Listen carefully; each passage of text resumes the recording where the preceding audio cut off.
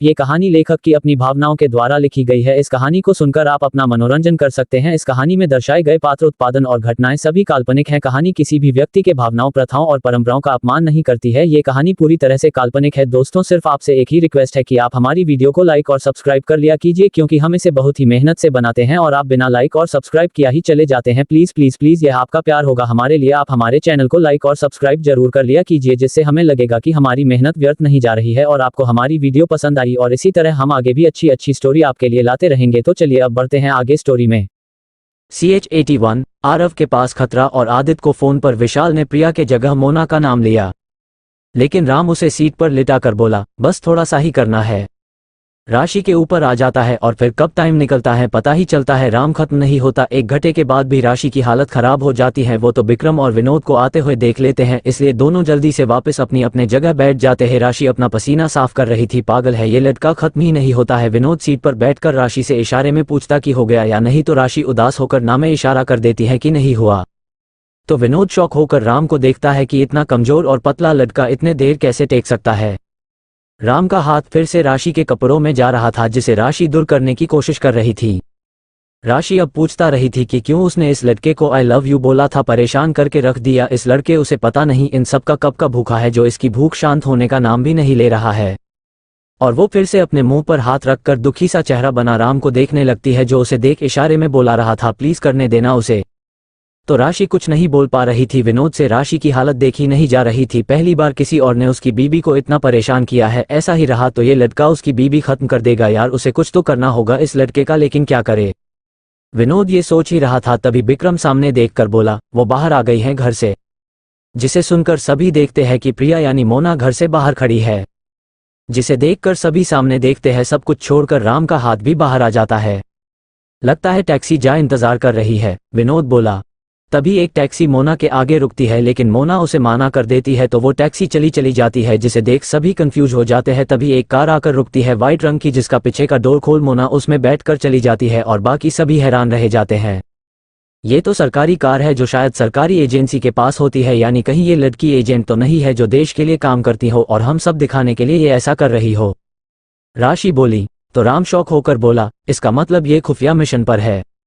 Vikram car चालू उस car का पीछा करते हुए बोला, सब पता चल जाएगा हमें कि ये लड़की आखिर चीज है क्या। अब आगे आरव के स्कूल में एक बड़े से हॉल में सामने स्टेज लगी थी, जहां पर अभी भी थोड़ा बचा हुआ काम चल रहा था, और हॉल में कुर्सी पर बच्चों के मॉम डैड और परिवार वाले आकर धीरे धीरे बैठे जा रहे थे। साइड में स्पेशल कुर्सी लगे हुए थे, जहां पर सभी टीचर और स्पेशल गेस्ट तैयार होकर बैठ रहे थे। आगे पर्दा लगी थी, इसलिए कोई देख भी नहीं पा रहा था कि स्टेज पर हो क्या रहा है। जो लोग स्टेज सजा रहे थे उनमें सभी ने गले कपड़े पहने हुए थी। उनमें से एक आदमी ऊपर की लाइट लगा रहा सीढ़ी पर चढ़कर, और नीचे एक आदमी उसे पकड़े हुए था। उसने थोड़ी दूरी पर 2 लड़की पर्दा लगा रही थी, सभी के कानों में ब्लूटूथ लगाए हुए थे। तभी उनके पास एक लेडीज टीचर आकर बोली, कितना और टाइम लगेगा, हल्दी करो, सभी लोग आ चुके हैं। जिसे सुनकर एक लड़की बोली, जी मैडम बस 5 मिनट दीजिए, फिर आप इवेंट शुरू कर सकते हैं। ठीक, जल्दी करो। उतना बोल वही एक रूम में चली जाती है। उसके जाने के बाद वो लड़की अपने पास खड़ी लड़की से बोली, रूपा जाओ देखो कि स्टेज के नीचे का मेन काम संजय और राजीव ने किया कि नहीं। वो लड़की हाँ में सिर हिलाकर चली जाती है। इसके जाने के बाद लड़की सीढ़ी पर चढ़े आदमी को इशारा करती है, तो वो हाँ में सिर हिला देता है कि काम हो गया। तो वो लड़की उसे नीचे आने का इशारा करती है और फिर स्टेज के पीछे आते हुए एक रूम में चली जाती है, जिसके पीछे वो 2 लड़के भी सीढ़ी लेकर आए जाते हैं। सीढ़ी साइड में रख वे दोनों उस लड़की के आगे सिर झुकाकर बोले, बॉस आगे क्या। जिसे सुनकर वो लड़की नॉर्मल टोन में बोली, रूपा राजीव और संजय को भी आने दो, फिर साथ में बताती हूँ। दोनों एक साथ सिर हिला देते हैं। कुछ देर में वे तीनों अंदर आते हैं, तो रूपा डोर बंद कर देती है और 5 लोग उस लड़की के आगे सिर झुकाकर खड़े हो जाते हैं। तो को लड़की पीछे पलटकर सामने दीवार पर लगी टीवी को चालू करती है। उसमें पूरे हॉल के सारे कैमरों की फोटोज आ रही थी। गुड जॉब, हमारा आधा काम हो गया है। जाओ स्टेज की सारी लाइट चलो कर और इन शुरू करने दो अपना काम, और आने दो जितने लोग आ रहे हैं, क्योंकि जितने ज्यादा लोग होंगे उतने मजा आएगा सरकार के साथ गेम खेलने में। और अभी इन्हें ये इवेंट करने दो। लास्ट पर प्रोग्राम जैसे ही खत्म हो बाहर जाने के सारे डोर लॉक कर देना, तब हम लोग यहाँ से बाहर निकलकर सभी को अपनी पावर दिखाएंगे और हिला देंगे पूरे देश और दुनिया को।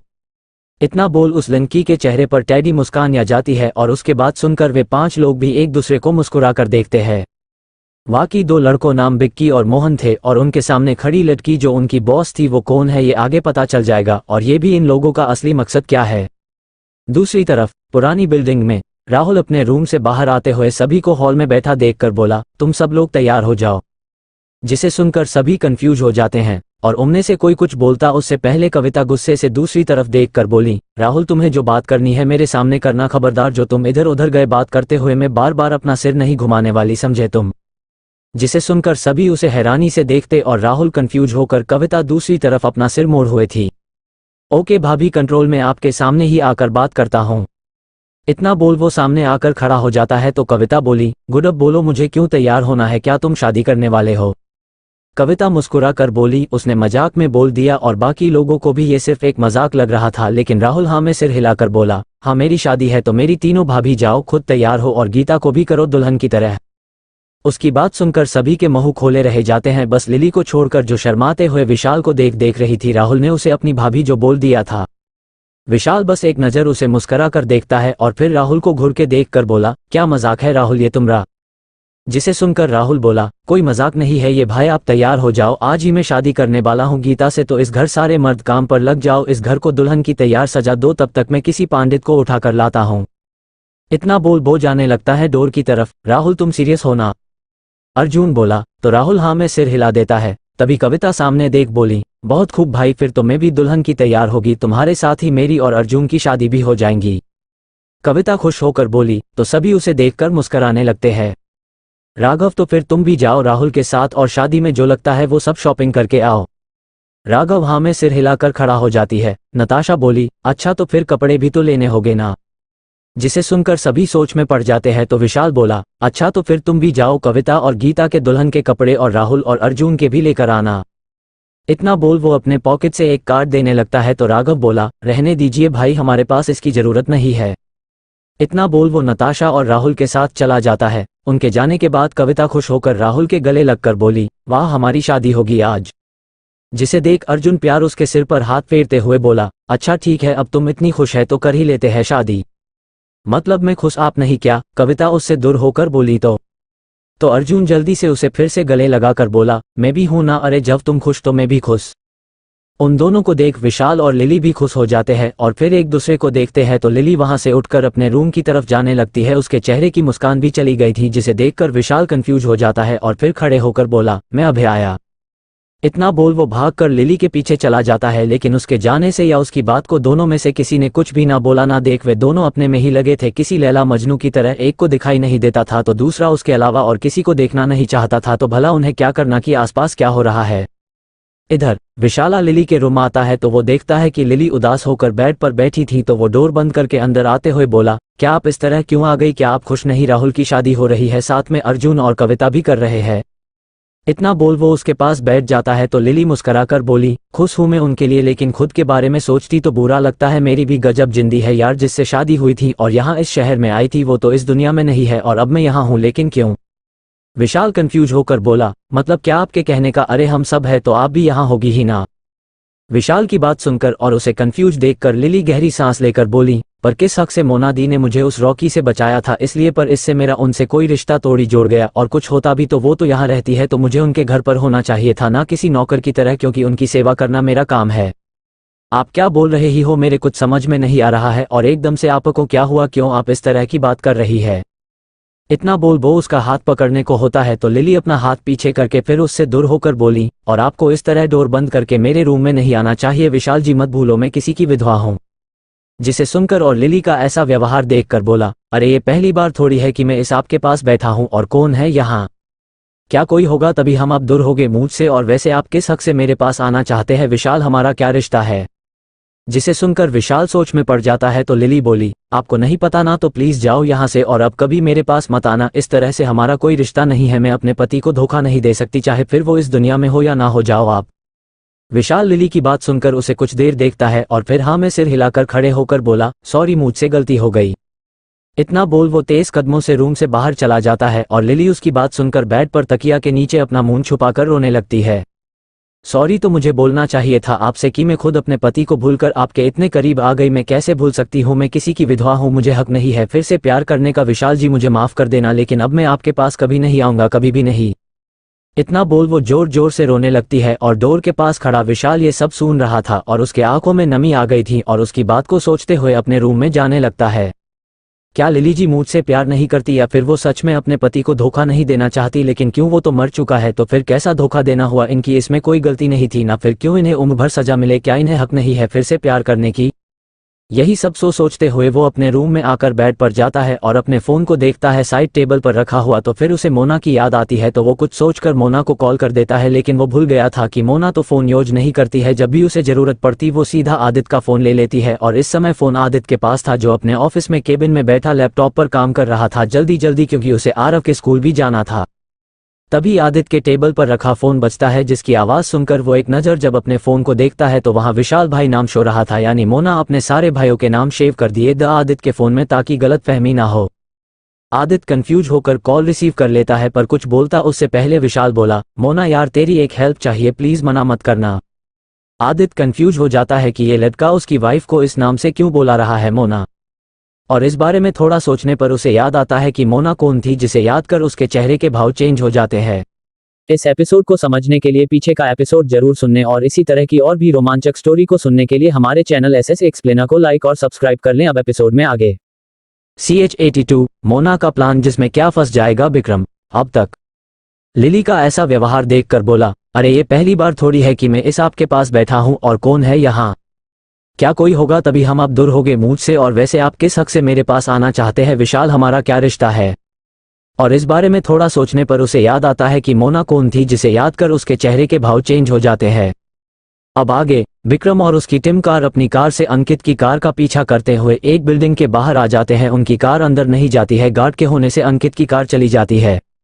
सर यहाँ क्यों आए ये लड़की और क्या राज, मुझे कुछ समझ नहीं आ रहा है। राशि कंफ्यूज होकर बोली, हाँ मुझे भी कुछ समझ नहीं आ रहा है। राम बोला तो विनोद हंसते हुए बोला, अच्छा तुम्हारा ध्यान कार के बाहर भी है। इतना बोल पीछे देखता है तो राशि उसे आंखें दिखा रही थी, जिसे देख विनोद कुछ वापस सामने देखने लगता है।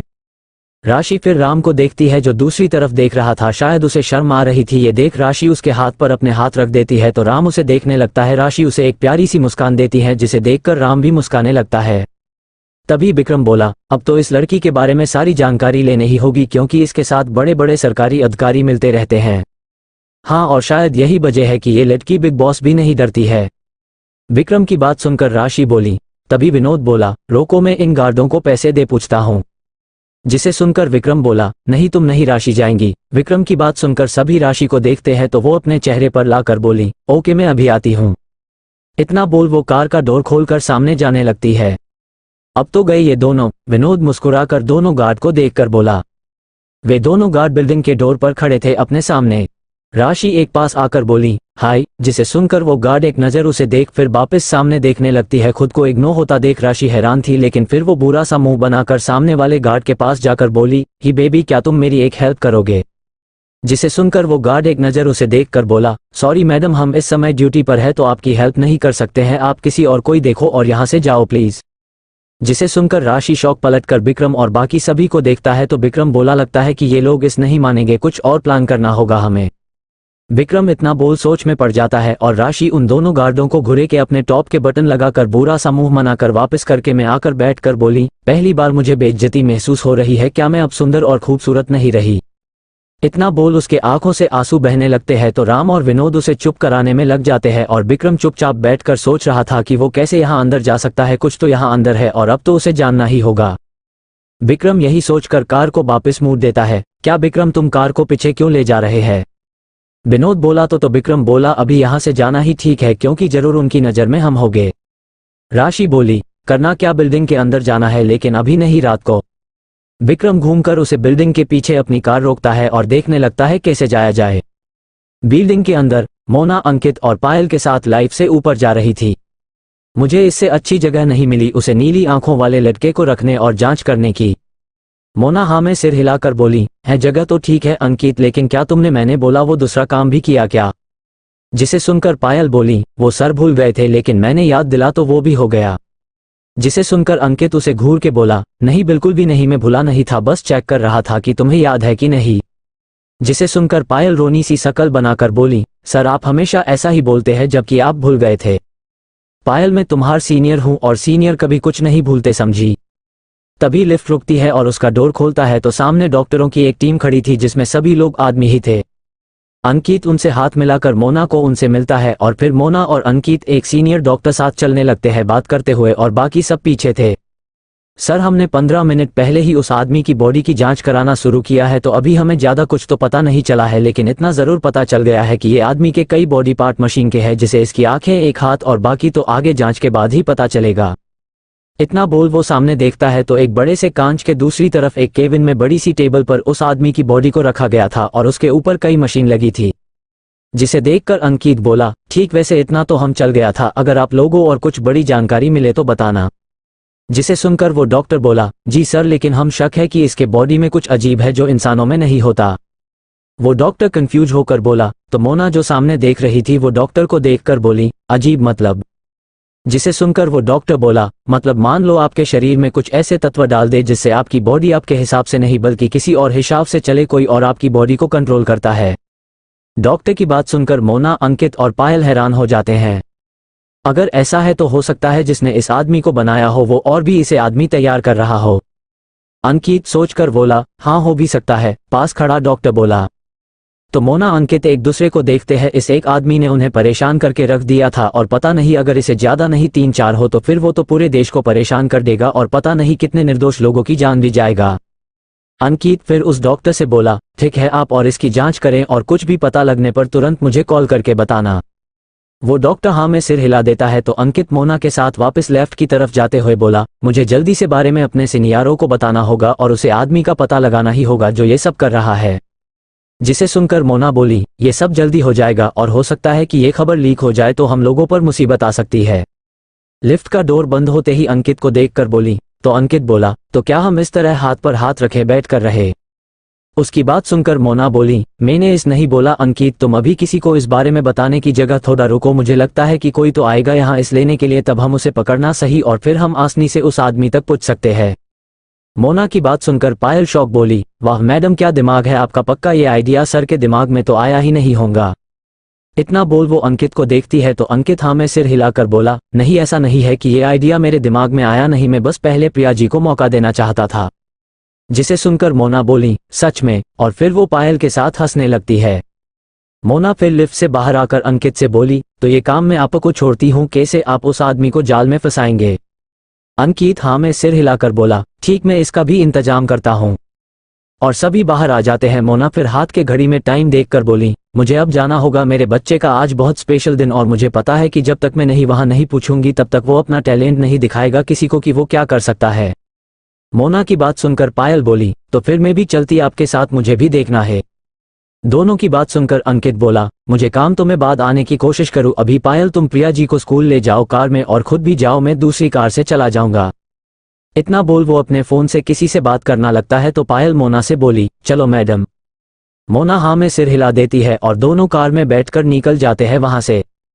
पायल कार चलाते हुए अपने बेटे के बारे में सोचकर मुस्करा रही थी तो पायल कार चलाते हुए बोली, मैडम आप अपने बेटे से बहुत प्यार करती है। मोना मुस्कुराकर बोली, हाँ और मुझे उसे स्टेज पर देखना है जिसके लिए वो खुद को रोक नहीं पा रही हूँ। पायल मुस्कुरा कर बोली, हाँ सो तो है, एक माँ के लिए वो बहुत बड़ा दिन होता है जब उसका बेटा दुनिया को अपना टैलेंट दिखाकर हैरान करता है और फिर सब उस बच्चे से माँ बाप से मिलना चाहते हैं। मोना हाँ में सिर हिला देती है और फिर उसे आदित्य की याद आती है। क्या उसे पता है आज उनके बच्चे के लिए कितना बड़ा दिन है? पता ही होगा, आरव भला अपने डेट को कैसे भूल सकता है। मोना फिर पायल से उसका फोन लेकर आदित्य को कॉल कर देती है। मोना का दिमाग इतना तेज कि एक बार देखने पर ही उसे आदित्य का और अपने सारे भाई का नंबर याद है, तो फिर क्यों वो फोन को ले किसी से मांग कर लेती है बात। यही सोच वो आदित्य को कॉल कर रही थी लेकिन आदित्य का फोन बिजी जा रहा था तो गहरी सांस लेकर पायल को उसका फोन वापस करते हुए बोली, पता नहीं किससे बात कर रहे हैं। इतना बोल बुरा सा मुंह बना लेती है तो पायल हंसते हुए बोली, अरे आप इस तरह की शक्ल क्यों मना रहे हैं मैडम, आपके पति एक बहुत बड़े बिजनेसमैन है तो उनका फोन बिजी जाना नॉर्मल बात है ना। मोना हाँ में सिर हिला देती है लेकिन वो सोच रही थी कि ऐसा भी किससे बात कर रहा आदित्य, कहीं कोई लड़की तो नहीं होगी। नहीं उसका आदित्य ऐसा नहीं है, पर वो ये बात विक्रम के लिए भी बोलती थी, पर हुआ क्या, उसने उसके पीठ पीछे उस टीना के साथ आखिर मुंह काला करा ही ना। मोना के चेहरे के भाव चेंज हो रहे थे और जिन्हें देखकर पायल मुस्कुरा जा रही थी। सच में प्यार इंसान को शक करना सिखा देता है। अच्छा है कम से कम इनकी लाइफ में कोई है तो शक करने के लिए, उसकी तरह नहीं जिसने एजेंट बनने के चक्कर में अपना सब कुछ खो दिया था। यही सोच वो गहरी सांस लेती है। हुआ सो गया और जिसे जाना था वो चला गया है, अब उसे बस अपने काम पर ध्यान देना और इन प्यार शब्द से ही दूर रहना है। यही सोच वो खुद को नॉर्मल करती है। आगे स्टोरी और भी इंटरेस्टिंग है, लेकिन दोस्तों आगे बढ़ने से पहले चैनल को लाइक और सब्सक्राइब कर लो और 200 लाइक का टारगेट पूरा कर दो। और अगर स्टोरी आपको पसंद नहीं आ रही है तो हमें कमेंट करके जरूर बताइए, जिससे ये स्टोरी हम यहीं पर रोक दें और दूसरी नई स्टोरी आपके लिए लेकर आए। चलिए अब आगे स्टोरी में बढ़ते हैं। Story by SS explainer. CH83 Aarav और गुनगुन दोनों बच्चों ने मना किया शो करने से। डॉक्टर की बात सुनकर मोना, अंकित और पायल हैरान हो जाते हैं, जिसे सुनकर मोना बोली, ये सब जल्दी हो जाएगा और हो सकता है कि ये खबर लीक हो जाए तो हम लोगों पर मुसीबत आ सकती है। लिफ्ट का डोर बंद होते ही मोना अंकित को देखकर बोली। तो अंकित बोला, तो क्या हम इस तरह हाथ पर हाथ रखे बैठ कर रहे? यही सोच वो गहरी सांस लेती है। हुआ सो गया और जिसे जाना था वो चला गया है। अब उसे बस अपने काम पर ध्यान देना और इन प्यार शब्द से ही दूर रहना है।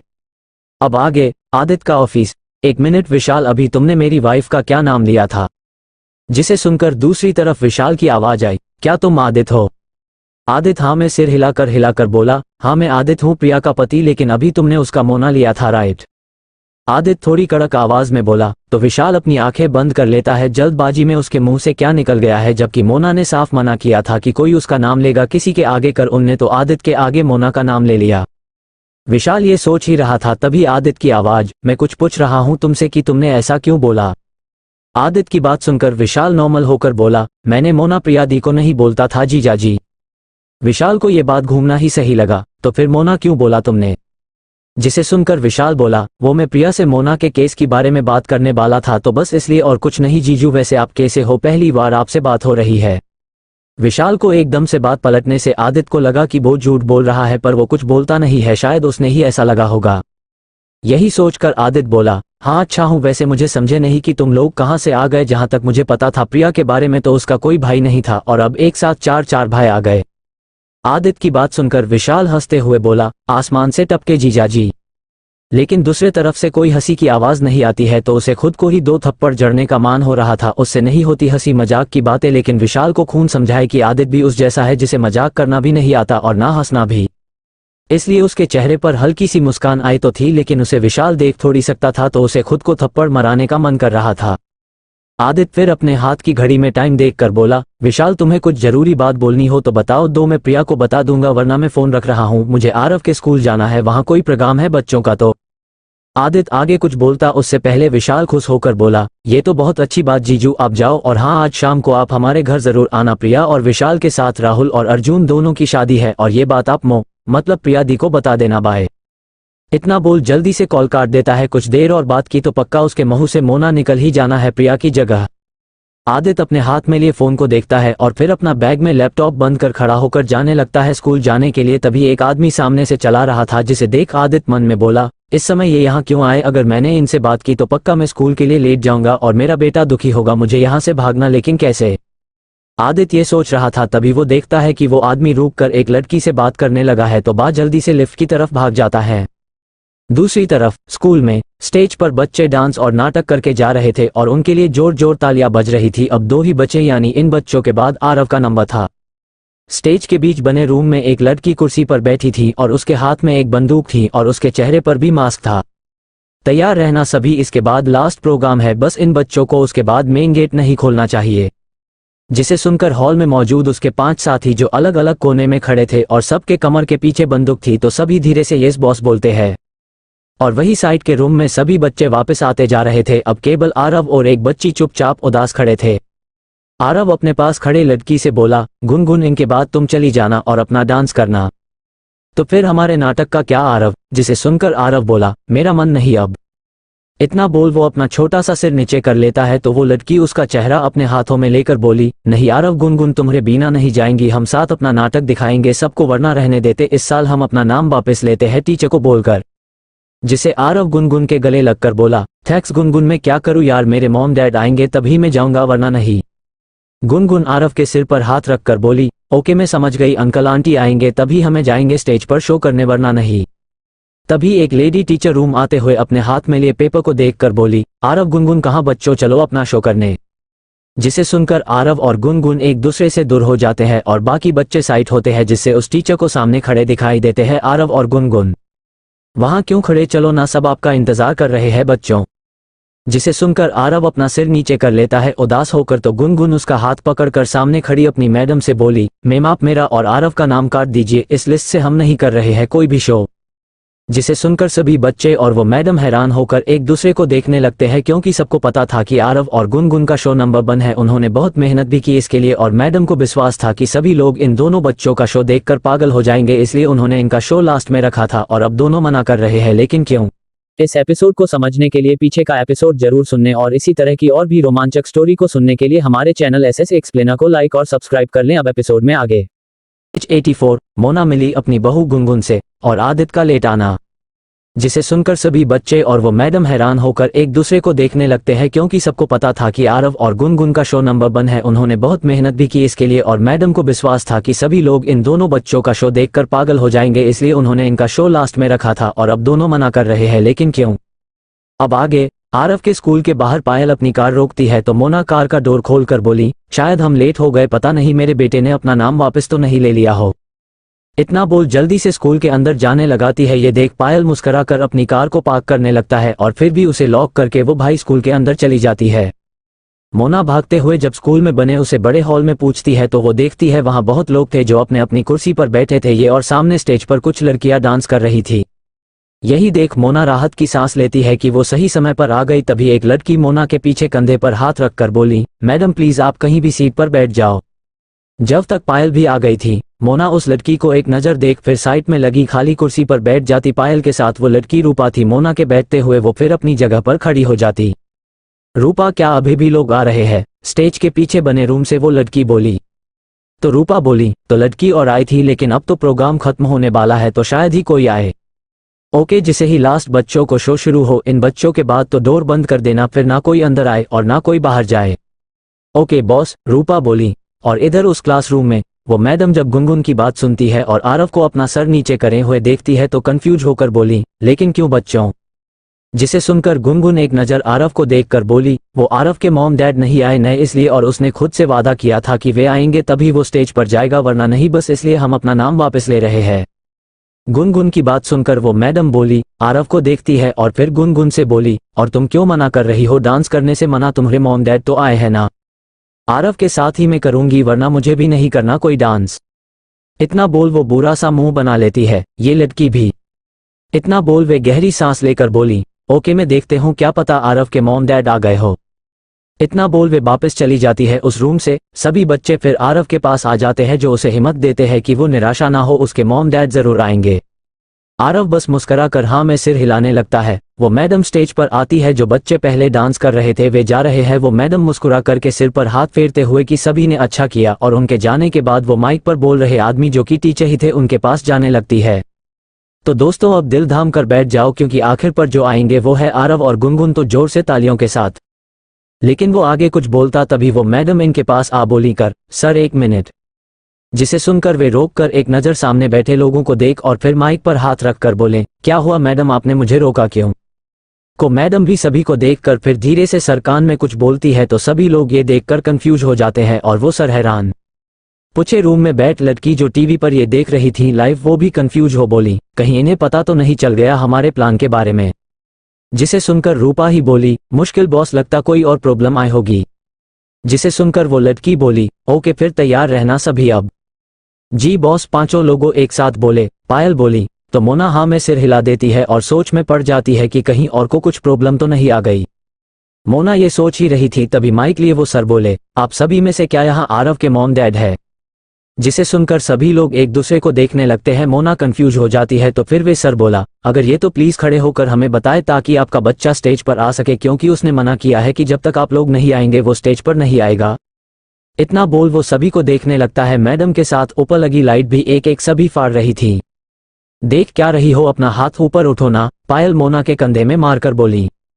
तो मोना होश में आकर हाँ में सिर हिलाकर अपना हाथ ऊपर करके खड़ी हो जाती है तो बड़ी लाइट मोना के ऊपर पड़ती है, जिसे सभी लोग देखने लगते हैं। मोना को अजीब लगता है, ये उसका शैतान बेटा, इस बिल्कुल भी विश्वास नहीं क्या अपने मॉम डैड की वे लोग आएंगे? बताओ, उसे सबके सामने खड़ा करवा दिया। अब उसे ऐसी फीलिंग आ रही है जिसे उसने कोई अपराध किया हो। तभी वो बाइक पकड़ सर बोले, मैडम आप अकेली आई, क्या आपके हस्बैंड नहीं आए? जिसे सुनकर मोना एक नज़र डोर की तरफ देख फिर ना में सिर हिला देती है तो सर बोले, ओके हम बात करते हैं आरव, क्या वो तैयार है आने के लिए? इतना बोल वो मैडम को देखता है तो मैडम जाने लगती है। तभी मोना बोली, क्या मैं अपने बेटे से बात कर सकती हूँ सर? जिसे सुनकर सभी लोग उसे देखने लगते हैं और वो सर हाँ में सिर हिलाकर बोली, ओके आप उसे समझा सकती अच्छे से, प्लीज इन्हें उस क्लासरूम में लेकर जाया जाए इनके बेटे के पास। जिसे सुनकर रूपा ही आगे बढ़कर मोना के पास आकर बोली, प्लीज मैम। इतना बोल वो मोना सभी के बीच में से ले जाने लगती है जहां बहुत से लोग चीड़ रहे थे कि कैसे माँ बाप है जो एक दिन अपने बच्चों को नहीं दे सकते हैं। मोना उन सभी की बात सुनकर बुरा लग रहा था और उसे अब आदित्य पर गुस्सा आ रहा था कि वो क्यों समय पर नहीं आया और अब उसे भी सुनना पड़ रहा है। मोना यही सब सोचते हुए उस रूम में जाकर देखती है तो कई सारे बच्चे मौजूद थे जो गोला बनाकर खड़े हुए थे। मोना को उनमें से आरव दिखाई नहीं देता है। तभी रूपा बोली, आरव आपकी मॉम आई है। जिसे सुनकर सभी बच्चे पलटकर डोर की तरफ देखते हैं जिनमें से मोना आरव को देखने लगती है। तभी बच्चे साइड में होते हैं तो एक लड़का जो एक लड़की के पास खड़ा था जो उसका हाथ पकड़े हुए थी वो अपना सिर ऊपर करके मोना को देखता है जो उसे मुस्कुरा कर देख रही थी। आरव भागकर मोना के पास आने लगता है तो मोना अपने घुटनों के बल बैठकर उसे अपने गेल लगाकर बोली, क्या हुआ बेटे आप क्यों नहीं आ रहे हैं स्टेज पर? पता आपकी मम्मा कब से आपका इंतजार कर रही है कि अब मेरा बेटा आएगा, अब मेरा बेटा आएगा, लेकिन आप तो यहाँ मुंह फुलाकर बैठे हो। मोना आरव के सिर पर हाथ फेरते हुए बोली तो आरव कसके मोना को गले लगाए ही उसके कंधे पर सिर रख बोला, मम्मा मुझे लगा आप नहीं आएगी, बस इसलिए मैंने टीजर को मना कर दिया था। इसे कैसे नहीं आती? आपकी मम्मा आपसे वादा किया था कि मम्मा आएगी तो आएगी, कुछ भी हो जाए फिर। मोना आरव का चेहरा अपने हाथ में लेकर उसके सिर के बालों को ठीक करते हुए बोली। मोना फिर खेड़े होकर बोली, चलो अब तुम जाओ। इतना बोल मोना धीरे से बोली, वैसे मेरी बहू कहाँ है? क्या नाम बताया था तुमने उसका? जिसे सुनकर आरव मुस्कुराकर बोला, गुनगुन। और फिर वो पीछे पलट दूर खड़ी लड़की गुनगुन को अपने पास आने का इशारा करता है तो वो बच्ची आरव के पास आने लगती। मोना उस छोटी सी लड़की को दिखती है तो वो उसे बहुत क्यूट लगती है जो आरव के पास आकर खड़े होकर मोना को देखने लगती है और मोना कुछ बोलती उससे पहले आरव बोला, गुनगुन इनके पैर छुओ। तो बच्ची भी बिना कोई सवाल कर मोना के पैर छू लेती है। मोना ये देखकर हैरान थी और प्यार से उसके सिर पर हाथ रखकर बोली, खुश रहो तुम बहुत क्यूट गुनगुन। जिसे सुनकर गुनगुन बोली, थैंक्स आंटी, और वापस अपना सिर नीचे कर लेती है। वो उससे डर रही थी शायद। तभी आरव बोला, गुनगुन डरो मत, मेरी मम्मा बहुत अच्छी है। तो वो छोटी लड़की आरव को देख फिर मोना को देख मुस्कुराने लगती है। ये शैतान लड़का इस लड़की को कंट्रोल करे, बताओ वो उसकी हर बात मान रही है। ऐसा ही रहा तो आगे चलकर पता चले यही उसकी बहू बन रही है। मोना ये सोच रही थी तभी पीछे खड़ी लड़की मोना से बोली, मैडम लेट हो रहा है, प्लीज जल्दी कीजिए। मोना हाँ में सिर हिलाकर आरव को देखकर बोली, अच्छा अब तुम लोग जल्दी जाओ, वहां सभी तुम्हारा इंतजार कर रहे हैं। जिसे सुनकर गुनगुन आरव को देखती है तो आरव बोला, मम्मा डैडी कहाँ है?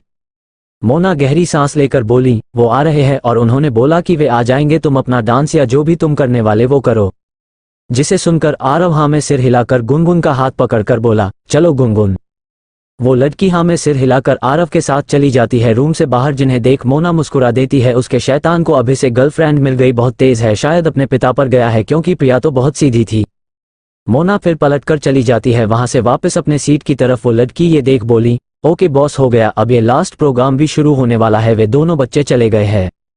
जिसे सुनकर उस रूम में बैठी लड़की बोली, गुड, अब जाओ अपनी जगह पर खड़े हो जाना है।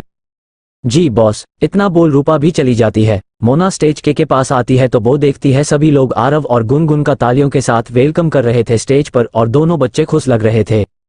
ये देख वो मुस्कुरा कर अपने सीट पर जाने लगती है जहां पायल बैठी थी। तभी एकदम से डोर खोलता है जिसका आवाज से सब उस तरफ देखते हैं तो आदित्य खड़ा था जिसे वो लंबी लंबी सांसें ले रहा था, शायद वो भाग कर आ रहा है। आरव सभी को खुद को देखता देखता और फिर उसकी नजर मोना पर और स्टेज पर खेड़े अपने बेटे पर जाती है तो अब खुश होकर आदित्य की तरफ हाथ हिला रहा था तो आदित्य भी मुस्कुराकर उसे हाथ से इशारा करता है कि वो आ गया है। मोना ये देखकर जाकर पायल के पास बैठ जाती है और आदित्य वही लास्ट में बैठ जाता है। गुनगुन वो देखो वो मेरे डैड है। गुनगुन आदित्य को देख और घबरा जाता है, उसकी हिम्मत ही नहीं होती आदित्य को देखने की। जिसे देखकर आरव मुस्कुराने लगता है तो गुनगुन उसे आंखें दिखा देती है। तभी वो सर और मैडम स्टेज से जाने से प्लान आरव और गुनगुन अपना तैयार किया शो दिखाने को बोलकर चले जाते हैं मुस्कुराकर, क्योंकि ये दोनों बच्चों ने बहुत मेहनत करके इसे नाटक की तैयार की थी। अच्छा हुआ आरव के मॉम डैड आ गई, वरना बच्चे उदास हो जाते हैं। आगे स्टोरी और भी इंटरेस्टिंग है, लेकिन दोस्तों आगे बढ़ने से पहले चैनल को लाइक और सब्सक्राइब कर लो और 200 लाइक का टारगेट पूरा कर दो। और अगर स्टोरी आपको पसंद नहीं आ रही है तो हमें कमेंट करके जरूर बताइए, जिससे ये स्टोरी हम यहीं पर रोक दें और दूसरी नई स्टोरी आपके लिए लेकर आए। चलिए अब आगे स्टोरी में बढ़ते हैं। Story by SS explainer. CH85 Aarav की एक्टिंग स्किल देख सभी शौक और हमारा बेटा अपने दादा। अब आगे आरव के स्कूल में सभी लोग सामने स्टेज की तरफ पर गया रह थे। मोना भी पीछे बैठा आदित्य मोना को देख रहा था, जिसके चेहरे पर मुस्कान थी अपने बेटे को देखकर। आरव हाथ के इशारे से बाय करता है तो मोना मुस्कुरा देती है। मेरा छोटा शैतान, चल अब शुरू कर, मोना धीरे से बोली। पायल भी मुस्कुरा देती है। तभी पार्ट दोनों साइड से आकर लग जाती है।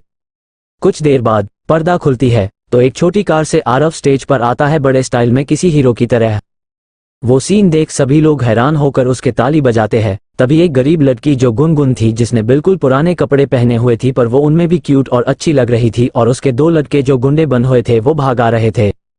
बचाओ मुझे इन लोगों, प्लीज कोई हेल्प करो मेरी। गुनगुन गरीब लड़की बनकर भागते हुए आ रही थी और वो आरव की कार से टकराकर वही बेहोश होकर गिर पड़ती है। तू अपन से नहीं बच सकती लड़की, जा छोटे उठा ले इस और लेकर चल अपने अड्डे पर। एक लड़का बोला तो दूसरा है मैं सिर हिलाकर हंसते हुए जाकर गुनगुन को उठाने लगता है। तभी कार का डोर खुलता है और एक कड़क आवाज आती है, खबरदार जो उस लड़की को हाथ भी लगाया तो। इतना बोल वो लड़का यानी आरव अपने आंखों में चश्मा लगाए अपना एक पैर रखता है बाहर। सभी लोग जोर जोर से तालियां बजाने लगते हैं। सभी ये देखकर ऐसा लग रहा था कि वो कोई मूव देख रहे हो। मोना हैरान थी और पीछे बैठ आदित्य को देखती है जो मुस्कुरा रहा था ये सब देखकर। वाओ फ्लश प्रिया मैडम, आपका बेटा तो किसी हीरो से कम नहीं लग रहा है। पायल शौक में सामने स्टेज की ओर देखकर बोली, जिसे सुनकर मोना गहरी सांस लेती है। उसके बेटे और कोई टैलेंट हो ना हो, ये तो है कि वो किसी भी लड़की अपना दीवाना बना देता है, और यही हाल हंस लेडीज और लड़कियों का हाल हो रहा था। क्या उसे अपने बेटे को सबक सामने लाने से पहले काला टीका लगाना चाहिए था? पता नहीं जिस तरह सभी उसे देख और घूर रहे हैं उसे किसी की नजर ना लग जाए।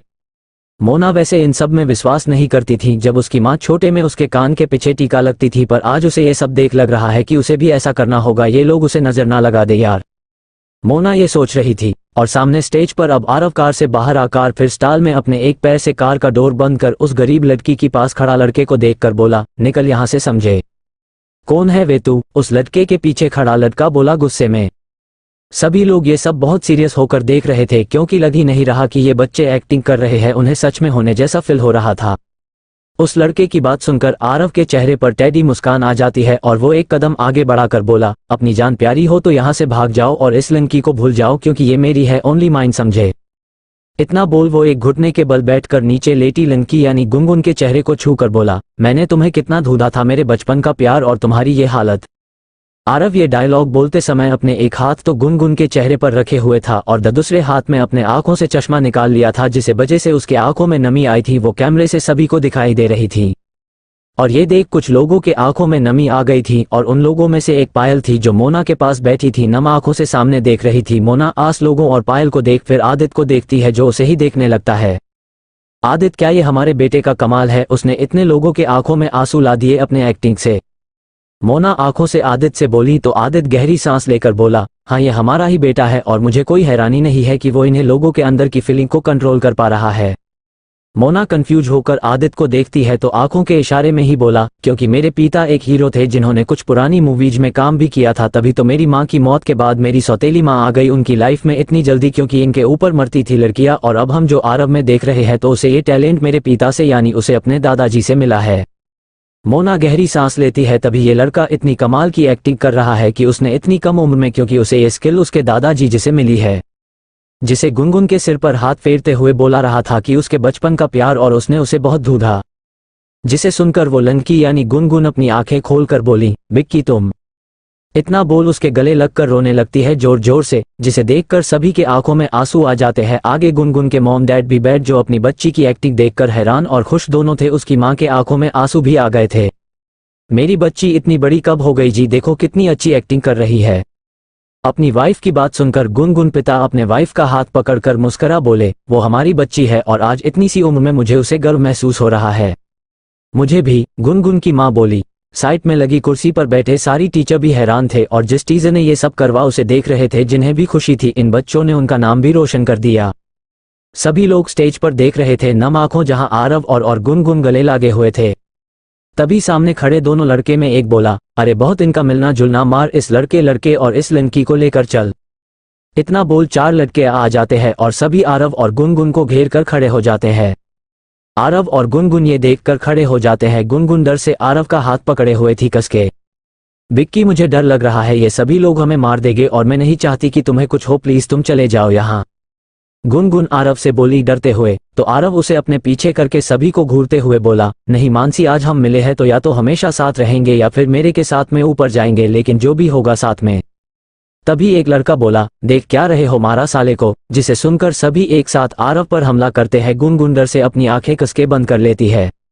वहां मौजूद सभी लोगों की दिल की धड़कन तेज हो गई थी और सभी गौर से सामने देख रहे थे, यहाँ तक मोना और आदित्य भी देख रहे थे। मोना के दिल में हल्का दर्द सा हुआ, भले ही ये केवल नाटक हो, लेकिन उसे तब भी ऐसा लग रहा था कि ये लोग उसके बच्चे को चोट ना पूछा दे क्या करती। उसके पास आखिर एक माँ का दिल था और मोना किसी से नहीं डरती है, फिर चाहे कितनी भी बड़ी मुसीबत जो, लेकिन जब बात आरव आती है तो वो खुद को भूल जाती है कि कौन है। उस समय वो केवल एक माँ होती है और यही वजह थी कि वो खड़े होकर बोल पड़ती, आरव। जिसे सुनकर आसपास के लोग सभी उसे देखने लगते हैं तो आदित्य भी मोना को देखता है। तभी पायल उसका हाथ पकड़कर उसे वापस बैठा कर बोली, प्रिया मैडम वो सिर्फ एक्टिंग कर रहे हैं, आपके बेटे मार नहीं रहे, कोई चिंता मत करो। जिसे सुनकर मोना को होश आता है और सभी को देखते हैं जो उसे ही देख रहे थे, तो वो धीरे से सॉरी बोल सामने देखने लगती है और फिर बाकी लोग भी सामने देखते हैं। वो भूल गई ये सब नाटक हो रहा है एक पल के लिए, क्योंकि इन बच्चों ने एहसास ही नहीं होने दिया कि वे लोग एक्टिंग कर रहे थे और पूरा माहौल भी ऐसा ही लग रहा था। मोना ये सोचकर गहरी सांस लेती है और फिर पीछे बैठकर देख इशारा करती है कि वो ठीक है। आदित्य समझ गया था कि उसके बेटे ने अपनी मां को भुला दिया अपनी एक्टिंग से कि वे लोग नाटक कर रहे हैं। आदित्य बस मुस्कुरा देता है और फिर से वे लोग सामने स्टेज पर देखते हैं जहां अब एक्शन शुरू हो गया था। आरव का शायद नाटक का अंत चल रहा था। आरव एक एक को पकड़कर मार रहा था, मतलब एक्टिंग कर रहा था, जो देखने थोड़ी रियल तो लग रही थी। कुछ देर बाद सभी लड़के अपने हाथ फेर पकड़े जमीन पर पड़े हुए थे। आरव फिर अपने आंखों पर चश्मा लगाकर स्टाल में बोला था ना भाग जाओ तो बच जाओगे, लेकिन अब नहीं। इतना बोल वो अपनी कमर से बंदूक निकालकर एक सभी में गोली मार देता है और फिर पलटकर अपनी बंदूक वापस पीछे रखकर बोला, चले बेबी लॉन्ग ड्राइव पर। जिसे सुनकर गुनगुन हाँ में सिर हिला देती है और हैरानी से सभी को देखकर आरव के साथ कार में बैठकर चली जाती है। वैसे तुम कौन हो बिक्की, छोड़ो ना यार, चलो शादी करते हैं बेबी, फिर अच्छे बच्चे भी करेंगे। आरव कार चलाते हुए बोल रहा था और इसके साथ पर्दा बंद हो जाते हैं और सभी की जोर जोर ताली बजाने की आवाज आती है। इस छोटे से नाटक में सब दिखा दिया, प्यार, एक्शन, मिलना, लास्ट में हैप्पी एंडिंग भी, इसलिए सभी खुश हो जाते हैं लास्ट में। प्रिया तुम्हारे बेटे ने तो एक अच्छा हीरो बनने के सारे गुण हैं, तो क्यों ना तुम उसे एक्टिंग स्कूल भेज दो। तो मोना हल्का सा मुस्कुरा कर बोली, वो उसके ऊपर है, उसे जो बनना हम उसे नहीं रोकेंगे, फिर चाहे हीरो बनना हो या अपने डैड की तरह बड़ा बिजनेसमैन बनना हो। मोना गहरी सांस लेकर आरव के बारे में सोचकर बोली, वो अपने बेटे के साथ हमेशा खड़े रहेगी जब तक वो अपनी मंजिल को पा नहीं लाता है। जिसे सुनकर पायल मुस्कुराकर हाँ में सिर हिलाकर बोली, अच्छा फिर भी तुम उससे पूछना उसे क्या बनाना लाइफ में। मोना हाँ में सिर हिला देती है। उसे रूम में बैठी लंकी टीवी में देखकर बोली, सुबह से सारे बच्चे बोर कर रहे थे, लेकिन लास्ट में कुछ अच्छा किया तो अब मूड सही होगा गया मेरे। जिसे सुनकर वे पांचों लोग जी बॉस बोलते हैं जो हॉल में मौजूद थे। पर्दा फिर से खोलती है और अब सारे बच्चों को स्टेज पर लाकर उन्हें इनाम देने की तैयार शुरू हो जाती है। सबसे बड़ा इनाम आरव और गुनगुन को ही मिला, बाकी को छोटा छोटा। सभी जाने को होते फिर तभी सारे डोर बंद हो जाते हैं और गोली चलने की आवाज आती है, तो सभी लोग डर से इधर उधर भगाने लगता है। इस एपिसोड को समझने के लिए पीछे का एपिसोड जरूर सुनने और इसी तरह की और भी रोमांचक स्टोरी को सुनने के लिए हमारे चैनल SS एक्सप्लेनर को लाइक और सब्सक्राइब कर लें। अब एपिसोड में आगे। CH86 स्कूल हाईजैक और मोना vs मास्क वाली लंकी। मोना आरव को देखकर बोला। पायल आरव के बारे में सोचकर बोली, अब आगे कोई भी अपनी जगह से नहीं हिलेगा। वो आवाज सुनकर सभी वही रुक जाते हैं और पलटकर स्टेज की ओर देखते हैं। मोना और आदित्य पायल भी जो आस लोगों को भोगते हुए देख रहे थे, वे भी स्टेज की ओर देखते हैं। तो सामने स्टेज पर सभी बच्चे साइड में खड़े हो जाते हैं जिन्हें टीचर कहीं भी जाने से रोक रही थी। और भी उस तरफ देखती है जहां से आवाज आई थी, तो वहां एक लड़की अपने चेहरे पर मास्क लगाए खड़ी थी जिसके हाथ में बंदूक थी जिसे वो ऊपर की तरफ करे हुए थी। वो लड़की सभी को खुद को देखता देखकर बोली, अगर आप लोग खुद की और बच्चों की चिंता है तो अपनी अपनी जगह वापस बैठ जाओ। जिसे सुनकर सभी शौक होकर एक दूसरे को देखते हैं, लेकिन तब भी कोई नहीं बैठता है, तो वो लड़की अपने कदम आगे बढ़ाते हुए बोली, लगता है आपको ये सब मजाक लग रहा है, चलो मैं आपको एक बच्चे को मारा कर देखती हूँ, तब आपको हाथ लगेंगे। इतना बोल वो लड़की एक छोटे बच्चे के ऊपर अपनी गन पॉइंट कर देती है, तो सभी जल्दी जल्दी अपनी अपनी कुर्सी पर बैठ जाते हैं डर से। जिसे देखकर वो लड़की हंसते हुए बोली, अरे अभी तो मैंने मारा भी नहीं यार, फिर भी आप लोग बैठे गए, अच्छा आप बैठ गए तो। इतना बोल वो आगे आकर बोली, आप सभी मेरे साथियों के गन के पॉइंट पर है, विश्वास नहीं है तो देखो अपने चारों ओर। उसके इतना बोलते ही सभी लोग चारों ओर देखते हैं, जहां भी कुछ लोग काले कपड़े पहने और मास्क लागे हुए खड़े जिनके हाथ में भी बंदूक थी। ये देख सभी लोग डरने लगते हैं। मोना अपने चारों तरफ देखती है और फिर आदित्य को जो उसे देख रहा था। ये लोग खून है और यहाँ क्यों आए, क्या मुझे कॉल करके सर को बताना चाहिए इस बारे में। जिसे सुनकर मोना कुछ बोलती उससे पहले वो स्टेज पर खड़ी लड़की बोली, देखो हम किसी को भी नुकसान नहीं पहुंचाना चाहते हैं, तो आप लोग बस हमारी हर बात को मानना ताकि हमें किसी बच्चे को मारने को मजबूर ना हो। इतना बोल वो सभी को देखती है तो सभी एकदम शांत थे।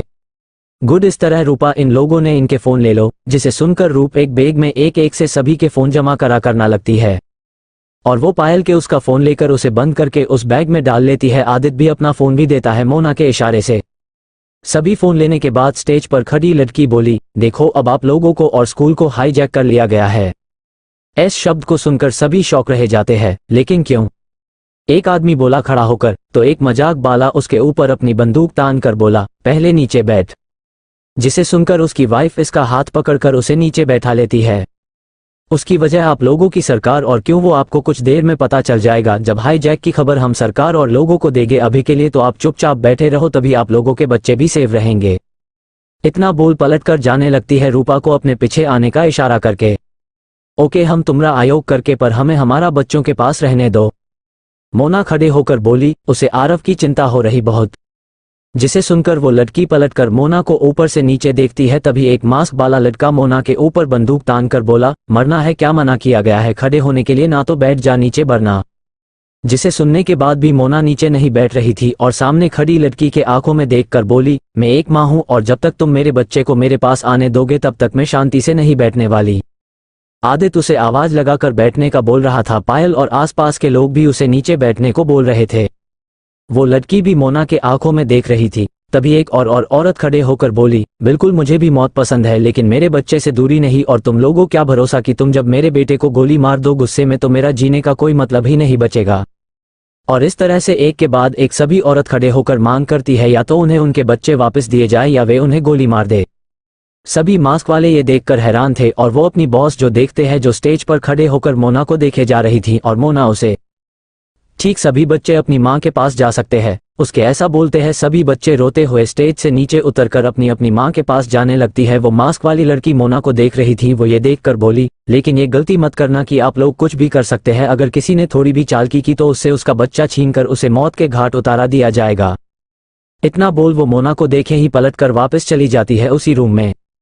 रूपा भी उसके पीछे जाती है। सभी को अपनी अपनी सीट पर बैठाने के बाद मोना भी आरव को अपने गोद में लेकर खुद से चिपका लेती है और अपनी कुर्सी पर बैठ जाती है। मोना को पहले आरव को ही अपने पास लाना था, बाद में वो किसी और बारे में सोच सकती थी। अब उसे थोड़ी शांति मिल रही थी। आरव भी कसके मना से चिपक कर बैठा था। आरव तुम डर लग रहा है क्या बेटे? पायल उसके सिर पर हाथ फेरते हुए बोली। तो आरव हाँ मैं सिर हिलाकर बोला, मुझे मम्मा के लिए डर लग रहा था कि ये लोगों मेरी मम्मा को मुझसे दूर ना कर दे। तभी एक मास्क वाले की गुस्से भरी आवाज आई, चुप एकदम, कोई थोड़ी सी आवाज मत निकालना वरना गोली मार दी जाएंगी समझे। जिसे सुनकर आरव वापस अपना सिर मोना की सीने में छुपा लेता है तो मोना पायल को शांत रहने का इशारा करती है। पीछे कुर्सी पर बैठा आदित्य जब ये देखता है तो वो राहत के सांस लेता है कि चलो अच्छा है कि उसके बीवी बच्चे दोनों एक साथ उसके आंखों के सामने। मोना आदित्य को चिपकाए हो देखना शुरू करती है, कितने मास्क वाले यहाँ और अंदर उन दिनों लड़कियों के साथ क्या और भी है। यहाँ 3 लोग थे, तीनों लड़के हैं। ये 2 मोना उन्हें देख समझ गई थी। उसे पहले पता करना होगा इन ये कितने लोग और इनका क्या मकसद है, तभी वो कुछ सोचेगी। और यहाँ बहुत बच्चे हैं, मासूम लोगों हैं, तो बिना सोचे समझे वो कोई गलती नहीं कर सकती। मोना ये सोच रही थी, वहीं वो मास्क वाली लड़की वापस अंदर आकर सामने कंप्यूटर के पास बैठ लड़के से बोली, राजीव काम हुआ या नहीं अभी तक पूरा?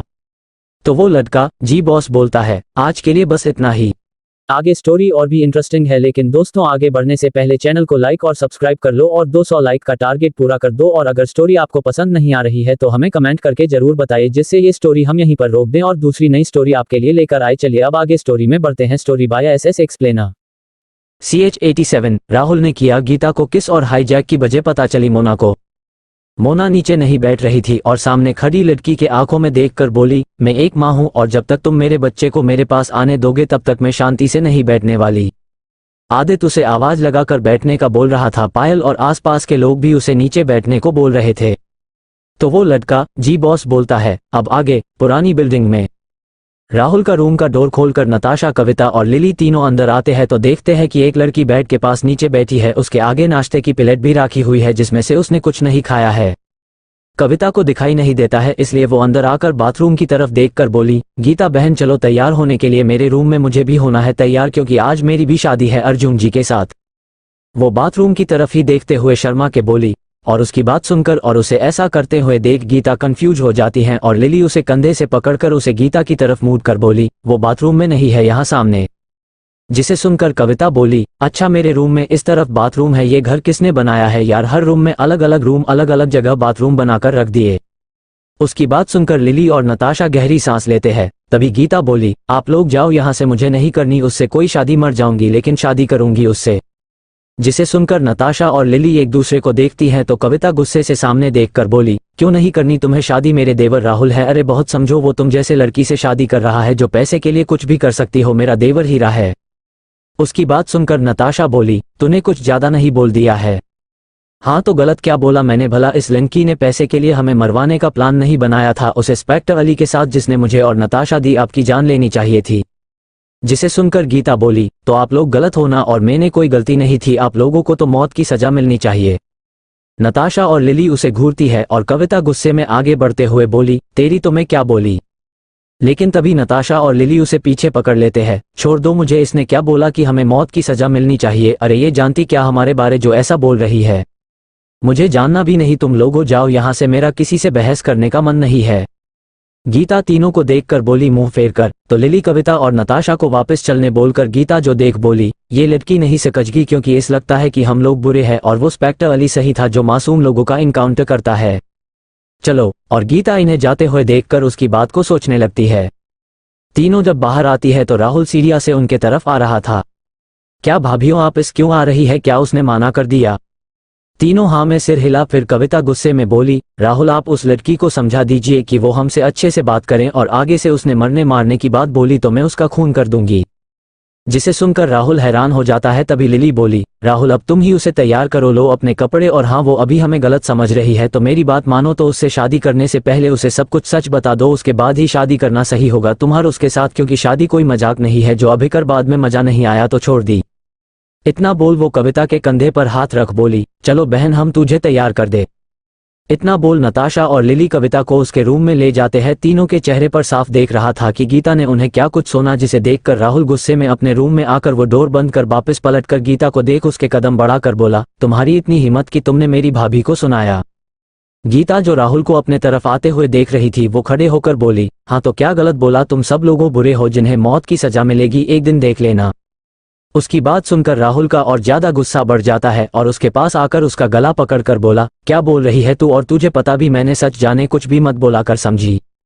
गीता राहुल के हाथों को अपने गले से हटाकर उसके गाल पर एक जोर का थापड़ जड़कर बोली, तुम्हारी हिम्मत कैसे हुए मेरे पास आकर मेरा गला दबाने की, दो कौड़ी के इंसान। राहुल अपने गाल पर हाथ रख गुस्से से गीता को देखने लगती है तो गीता गुस्से में राहुल की तरफ उंगली पॉइंट करके बोली, आंखें नीच कर, मैं कोई आम लड़की नहीं हूँ समझे, पहले तूने जो भी क्या तब मैं बेहोश थी, अब हाथ लगा तो दिखा, तेरे सारे दांत ना तोड़ दिए एक मुक्के में, तो मेरा नाम भी गीता कौर नहीं समझे, बड़ा आया मुझसे शादी करने वाले तेरे जैसे भिखारी और बुरे इंसान से तो मेरी जूती भी शादी ना करें। इतना बोल वो राहुल को घूरते हुए साइड से जाने लगती है। तभी राहुल उसका हाथ पकड़ लेता है तो गीता गुस्से में पागल होकर पलटकर अपने दूसरे हाथ से उसके गाला पर थापड़ मारने को होती है तो राहुल उसका दूसरा हाथ भी पकड़कर उसे नीचे करके बोला, जब तूने मुझे इतना कुछ बोल ही दिया है तो चल मैं तुझे अपना कमीनापन दिखाता हूँ समझे। इतना बोल वो गीता के देखते ही देखते उसे अपने करीब खींचकर उसके होठों पर अपने हाथ रख उसे किस करने लगता है, उसे खुद से चिपका कर, और गीता बस अपनी आंखें बड़ी बड़ी करते हुए देखती ही रह जाती है। और राहुल किस कोई प्यार से नहीं बल्कि फोर्सफुली कर रहा है, जिससे गीता को बुरा और गंदा एहसास हो रहा था। वो राहुल के सीने पर हाथ रख नम आंखों से उसे खुद से दूर करने की कोशिश कर रहा था। दूसरी तरफ उस बिल्डिंग में जहां अंकित गार्ड को समझाकर एक को बुलाकर उसमें बैठकर चला जाता है, जिसे जाते हुए विक्रम और उसकी टीम देख रही थी, जो अपनी कार को एक घर के साइड में छुपाकर नीचे झुककर बैठे थे। और अंकित की कार जाने के बाद सभी सपना सिर ऊपर कर लेते हैं, सर ये कार भी चली गई, अब आगे क्या, हम कब जाएंगे इस बिल्डिंग में। राशि बोली, पीछे सीट बैठी थी राम के साथ उससे चिपक कर। विक्रम अपने हाथ की घड़ी में टाइम देखकर बोला, अंधेरा होने में अभी टाइम बाकी है, तब तक हम प्लानिंग कर लेते हैं कि कौन जाएगा। कैसी प्लानिंग सर, राम कंफ्यूज होकर बोला। तो विनोद चिढ़ते हुए बोला, राशि समझा अपने इस बच्चे को कि हम इसे ही नहीं जा सकते हैं। जिसे सुनकर राम अपना मुंह खोले विनोद से बोला, हेलो मैं किसी का बच्चा नहीं हूं समझे। अरे वो बस मजाक में बोला, राशि राम को चेहरा अपने तरफ मोड़कर बोली। और फिर विनोद को आंखें देखती है तो विनोद बुरा सा मुंह लेता है। तभी विक्रम बोला, हम लोगों चारों की तरह जाएंगे तो हम मास्क और जरूरत का सम्मान भी चाहिए। इतना बोल वो कार को वापस मोड़ देता है आरव के स्कूल में। हॉल में सभी के साथ मोना बैठी आरव को लिए और उसके पास पायल और उनके पीछे कोई पर आदित भी। वो आरव को देखती हैं तो वो सो चुका था उससे चिपक कर ये देख वो इसके सिर पर हाथ फेरते हुए आसपास खड़े उन तीनों आदमी को देखती है जिनके हाथ में बंदूक थी। सामने स्टेज कर रूपा वापस आते हुए बोली, आप लोगों को थोड़ा डराया जाएगा अब और वीडियो बनते समय आप लोगों देखना कि आप लोग। लेकिन वो आगे बोलती तभी वो उसकी बॉस पूछे से आते हुए ऊपर की तरफ बंदूक चलाकर बोली, पूछ क्या रही हो इन सब से। बंदूक की आवाज सभी लोग जोर जोर से चीखने लगते हैं डर से और अपने बच्चों को खुद से चिपका लेती है। रूपा, हम यहाँ जिस काम से आए वो करो, उसके लिए किसी को मारना पड़े तो मार दो, हमें कोई फर्क पड़ना चाहिए बस। इतना बोल वो स्टेज से नीचे आ बजाती है और ऊपर एक आदमी एक कैमरा लेकर वीडियो बनाने लगती है जिसमें देखते हुए वो नकाबपोश लड़की बोली, आप सभी को मेरा नमस्कार, मैं कौन हूँ उसे बारे में जानकर आपको कुछ लेना देना होना चाहिए। आप लोग मेरे पीछे इतने सारे लोग देख रहे हैं ना, ये सब आपके शहर के बसी है, इनमें से कोई आपके रिश्तेदार तो कोई आपके पड़ोसी भी होंगे और इनके पास इनके बच्चे भी छोटे छोटे देखो। इसलिए इतना बोलते ही वो आदमी यानी राजीव अपने अपने कैमरे को सभी लेडीज के गोद में बैठे बच्चों को देखता है एक एक से। फिर वापस उस मास्क वाली लड़की की तरफ कैमरा करता है तो अपने हाथ में ली बंदूक को देखा कर बोली, तो इन सब की जान आप सबके हाथों में। हाँ, आपके हाथों में। आपको अपनी सरकार से सवाल करना है छोटा सा कि क्या एक आदमी के बदले वे इतने लोग की जान लेंगे और वो आदमी को कल फांसी की सजा होनी है हाशिफ खान की। इन सब की जान बचानी है सरकार को, हाशिफ खान की फांसी रोककर उन्हें रिहा करे, बस इतना अभी के लिए। इतना बोल वो एक गोली और चला देती है ऊपर जिसे सुनकर सभी को चीख सुनाई देती है तो उसी के साथ वो राजीव वीडियो बनाना बंद कर देता है। तो वो मास्क वाली लड़की एक नज़र सभी को देख फिर वापस स्टेज पर आकर रूपा से बोली, इन सब पर नज़र रखना, और राजीव के साथ चली जाती है वापस उस रूम में। रूपा स्टेज से नीचे आकर सभी को देखकर वही खड़ी हो जाती है। मोना ये सब देख रही थी, वो समझ चुकी थी ये लोग अपने साथी को बचाने के लिए ये सब कर रहे हैं। अभी आरव की आवाज़ उसके कानों में आती है, मम्मा मुझे डर लग रहा है बहुत। जिसे सुनकर पायल और मोना आरव को देखते हैं जो मोना को देख रहा था अपना सिर ऊपर करके। तो मोना उसके सिर पर हाथ फेरते हुए बोली, मम्मा है ना आपके साथ बेटे, तो फिर क्यों डर रहे हो, ये लोग हमारा कुछ नहीं कर सकते। इतना बोल मोना फिर उसे खुद से चिपका लेती है। तभी एक आदमी खड़ा होकर बोला, मुझे टॉयलेट जाना है। जिसे सुनकर एक बंदूक वाला आदमी उसके पास आकर बोला, चुपचाप बैठ जा वरना मारा जाएगा समझ। अरे क्या मैं टॉयलेट करने भी नहीं सकता हूँ? नहीं सकता, बैठा चुपचाप, हमारे बॉस की आज्ञा के बिना कोई कहीं नहीं सकता है, समझे तुम लोग। इतना बोल उसे नीचे बैठने लगता है कंधे पर हाथ रखकर। तो वो आदमी उसका हाथ अपने कंधे से दूर करके बोला, दूर रहो मुझसे, मैं डरता नहीं हूँ। लेकिन तभी रूपा उसके पास आकर उसके गाल पर एक जोर का थप्पड़ रसीद कर बोली, चुपचाप बैठ जाओ। और फिर अपने साथी से बोली, इनमें से किसी की बकवास नहीं सुनना है, सीधा गोली मार दो। इतना बोल सभी को बंदूक दिखाकर बोली, चुपचाप बैठे रहो वरना मरने के लिए तैयार रहना। इस एपिसोड को समझने के लिए पीछे का एपिसोड जरूर सुनने और इसी तरह की और भी रोमांचक स्टोरी को सुनने के लिए हमारे चैनल एसएस एक्सप्लेनर को लाइक और सब्सक्राइब कर लें। अब एपिसोड में आगे। H88 मुझे केवल 10 घंटे चाहिए और क्या चुंगी लिली सफेद या रेड साड़ी। अब आगे राहुल के रूम में राहुल को खुद को जबरदस्ती किस करते हुए देखकर गीता के आंखों से आंसू बह रहे थे।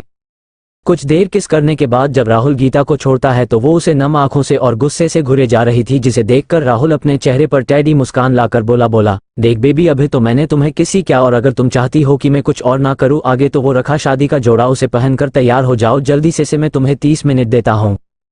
इतना बोल राहुल जाने लगता है तो गीता रोते हुए बोली, वो सब तो तुमने पहले ही कर लिया मेरे साथ, तो फिर अब क्यों खुद को रोक रहे हो।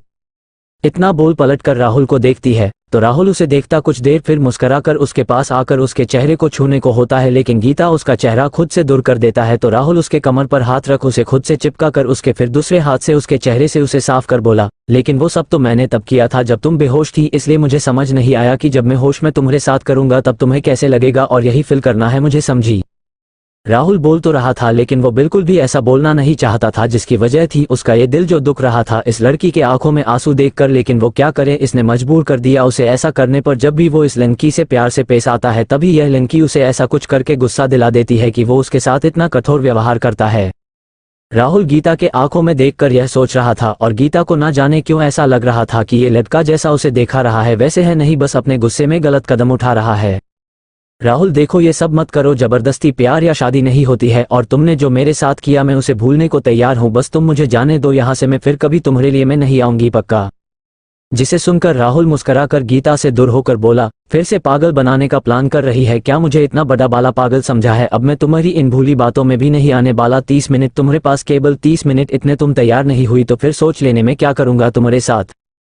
राहुल गीता के होठों पर उंगली फेरते हुए बोला। तो गीता गुस्से से बोली, तुम बहुत घटिया और कमीने हो राहुल, मुझे एक पल के लिए लगा तुम गुस्से में कर रहे हो ऐसा, लेकिन नहीं, तुम तो सच में कमीने हो। राहुल अपने कदम पीछे लेते हुए बोला, ओके जो तुम समझो, मुझे उससे कोई फर्क नहीं पड़ता है। 30 मिनट में तैयार हो जाना, वरना फिर तुम्हारे साथ क्या होगा उसके लिए तैयार रहना, समझी? इतना बोल वो रूम से निकल जाता है और गीता उसे गुस्से में देखते हुए उल्टा सीधा बोले जा रही थी, पर उसने उसकी एक नहीं सुनी और डोर बंद कर चला गया था। गीता फिर वहीं पर नीचे बैठकर रोने लगती है। कविता को तैयार करने के बाद लिली जब अपने रूम आती है तो वो विशाल को बेड पर बैठा हुआ देखकर हैरान हो जाती है। आप मेरे रूम में क्यों विशाल? मैंने पहले ही साफ कर दिया था ना कि हमारे बीच कुछ नहीं हो सकता है, तो प्लीज आप जाओ यहाँ से। लिली विशाल को बाहर का रास्ता देखा कर बोली। तो विशाल खड़ा होकर बोला, ओके मैं समझ रहा हूँ, लेकिन मैं तुमसे प्यार। बस विशाल आगे एक शब्द भी नहीं निकालना अपने मुंह से, प्लीज जाओ यहाँ। लिली विशाल को आगे कुछ ना बोलने का इशारा करके बोली। तो गहरी सांस लेकर बोला, ठीक जा रहा हूँ, लेकिन ये तुम्हारे लिए कपड़े हैं, इन दोनों में किसी एक हो तुम पहन सकती हो। लिली, एक में तुम्हें खुशी और प्यार और मैं भी मिलूंगा, और दूसरे में तुम्हें दर्द और केवल दर्द ही मिलेगा। इतना बोल वो विशाल बिना फिर लिली को देखे तेज कदमों से चला जाता है रूम से बाहर। लिली बेड पर रखे उन दोनों बॉक्स को देखती है और फिर डोर बंद करके बोली, मुझे कुछ नहीं पहना इनका अब। और इतना बोल वो बाथरूम में चली जाती है और कुछ देर बाद वो टॉवल में बाहर आकर अपना सिर के बाल सुखाने लगती है, और फिर से उसकी नजर आईने से बेड पर रखे उन दोनों बॉक्स पर जाती है तो उसके अंदर उन्हें देखने की बहुत तेज इच्छा होने लगती है, लेकिन वो खुद को कंट्रोल करती है पर उसका मन नहीं मानता है। तो वो आखिर में गहरी सांस लेकर बेड के पास आकर बोली, देख लेती हूँ इनमें ऐसा क्या को, एक में मेरी लाइफ में केवल दर्द ही दर्द है और दूसरे में खुशी ही खुशी। इतना बोल लिली हिम्मत करके पहले बॉक्स को खोलने लगती है तो उसके दिल की धड़कन बहुत तेज, और जिसे ही बॉक्स खोलता है उसे देखने से पहले लिली अपनी आंखें बंद कर फिर अपना हाथ बॉक्स के अंदर डालकर उसे चीज को बाहर निकालती है तो उसमें एक सुंदर खूबसूरत साड़ी देखकर लिली का मुंह खोला का खोला रह जाता है। ये भगवान, ये आदमी को शर्म नहीं, मुझे ऐसा गिफ्ट देते हुए मैं किसी और की विधवा हूँ, कुछ तो शर्म कर लेते विशाल, अब आप गए काम से। इतना बोल वो उस साड़ी को दूर फेंक देती है गुस्से में और फिर पलट कर जाने लगती है, लेकिन फिर दूसरे को बॉस को देखकर कुछ सोचकर वो उसे फाड़ देती है, अगर इसमें ऐसा कुछ हुआ तो वो पक्का उसे गोली मार देगी। और इतना बोल उसकी आंखें शौक से बड़ी बड़ी हो जाती है। विशाल के कहने का मतलब अब उसे समझ में आया कि यहाँ तो सफेद साड़ी पहनकर आए, शादी में तो उससे उसका कोई रिश्ता नहीं होगा और हमेशा फिर अपने मारे हुए पति की याद में जिए और दर्द सहे, या फिर इस रेड साड़ी पहनकर आए और अपने लाइफ में खुशी चुने। विशाल को चुनकर यानी विशाल ने आखिर उसे शादी का ऑफर दे भी दिया है। ये सच लिली का चेहरा शर्म से लाल होने लगता है और अपने दोनों में पकड़ी दोनों साड़ी को देखती है तो दोनों लाइफ उसे दिखाई देती है। एक में वो अकेली और दर्द में रोती और चुपचाप रहेगी, और दूसरी में वो विशाल के साथ उसका हाथ पकड़कर प्यार की बात कर रही है।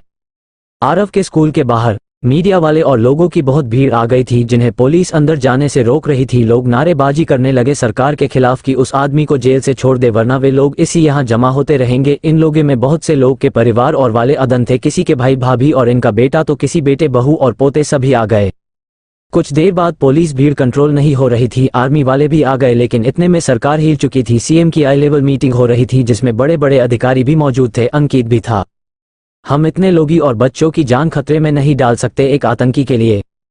उस आदमी की बात सुनकर दूसरा बोला, लेकिन उसे छोड़ना यानी फिर से देश पर रोज नए हमले और लोगों की मौत, उसकी फंसी कैसे रोकवा दे हम?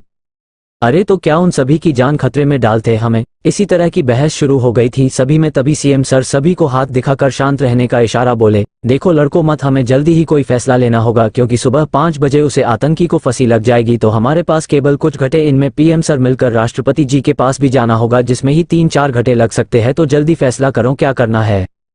उनकी बात सुनकर अंकित अपना हाथ ऊपर करके बोला, सर क्या मैं कुछ बोल सकता हूँ? जी बिल्कुल अंकित, जो अपनी कुर्सी से खड़ा होकर बोला, फंसी में अभी पूरे 16 घंटे हैं, यानी आपके 4 घंटे छोड़ तो भी हमारे पास 10 घंटे में, जिसमें हम बहुत कुछ कर सकते हैं। अपनी बात साफ तरह से रखो ताकि सभी समझ सकें, सीएम सर बोले।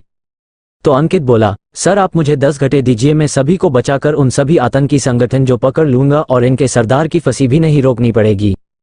मिस्टर अंकित आपको पता भी आप क्या बोल रहे हैं? अगर आपसे थोड़ी भी गलती हुई तो अंदर मौजूद लोगों की लाश बाहर आएगी, ये बहुत खतरनाक है।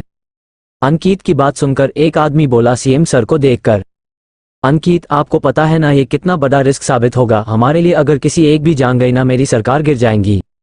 जिनकी बात सुनकर अंकित बोला, और सभी की जान बच गई, साथ में उसकी फंसी भी नहीं रुकी, तो फिर से आपकी सरकार आने से कोई नहीं रोक पाएगा। जिसे सुनकर सीएम सर सोच में पड़े जाते हैं। अरे लेकिन हम कैसे विश्वास करें कि तुम सबको बचा कर ला सकते हो, अगर कोई भी मारा तो उसकी जिम्मेदारी कौन लेगा बोलो। सीएम सर के पास बैठा आदमी बोला, मैं लेने को तैयार हूं, क्योंकि स्कूल के अंतर में मेरे टीम के 2 लोग हैं जो मेरी बहुत हेल्प कर सकते हैं उन लोगों को। अंकित मोना और पायल के बारे में सोचकर बोला तो सभी लोग शौक रह जाते हैं। और फिर सीएम सर बोले, ओके दिए, फिर भी कोई रिस्क मत लेना, और तुमसे ना हो तो मुझे कॉल करके उसी समय बता देना, बाकी मैं तुम्हें अपने तरफ से पूरी छूट देता जाओ। ओके सर, जय हिंद। इतना बोल अंकित खुश होकर चला जाता है मीटिंग रूम से। जिसे देख सभी फिर बात करने लगते हैं तो सीएम सर खड़े होकर बोले, ओके तो अब 10 घंटे बाद मीटिंग होगी। इतना बोल वे वहां चले जाते हैं और अंकित सीएम ऑफिस से बाहर आकर कार में बैठकर किसी को कॉल करके बोलो, जल्दी से हमारी बेस्ट टीम भेजी 2 हेलीकॉप्टर के साथ। आगे स्टोरी और भी इंटरेस्टिंग है, लेकिन दोस्तों आगे बढ़ने से पहले चैनल को लाइक और सब्सक्राइब कर लो और 200 लाइक का टारगेट पूरा कर दो। और अगर स्टोरी आपको पसंद नहीं आ रही है तो हमें कमेंट करके जरूर बताइए, जिससे ये स्टोरी हम यहीं पर रोक दें और दूसरी नई स्टोरी आपके लिए लेकर आए। चलिए अब आगे स्टोरी में बढ़ते हैं। Story by SS explainer. CH89, मैं बुरा आदमी हूं ना, तो चलो अब तुमसे जबरदस्ती शादी करूंगा। दूसरे तरफ से जी सर की आवाज आती है। अब आगे स्कूल के अंदर, मम्मा मुझे टॉयलेट लग रही है। आरव जो मोना के गोद में बैठा वो बोला। तो मोना और पायल एक दूसरे को देखते हैं और फिर मोना हाँ में सिर हिलाकर बोली, ओके चलते हैं। इतना बोल वो आरव को लेकर खड़े हो जाती है। ओ मैडम, कहाँ एक बार में समझ में नहीं आता, तुम मना किया है उठने से, फिर कहाँ जा रही हो, बैठो चुपचाप अपनी जगह। एक आदमी बंदूक लेकर मोना के पास आकर गुस्से में बोला, अच्छे से बात कर, वो मेरी वाइफ है। आदित्य गुस्से से खड़े होकर बोला। तो एक और आदमी आदित्य के आस आकर उसकी कॉलर पकड़कर बोला, साले तू कौन वे जो इसे बोल रहा है।